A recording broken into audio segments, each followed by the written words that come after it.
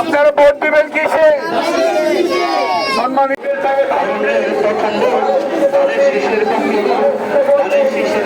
এলাকাবাসী সবাইকে সালাম। আজকে আপনাদের মাঝে এসেছি আমি আবু সুফিয়ান, ধানের শেষ প্রতীকের প্রার্থী হয়ে আপনাদের কাছে ভোট প্রার্থনা করার জন্য।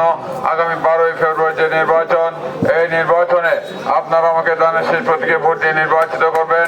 আমি আপনাদের সুখে দুঃখে আপনাদের পাশে থাকবো, এই প্রত্যাশা এবং সবাইকে ধন্যবাদ, শুভেচ্ছা।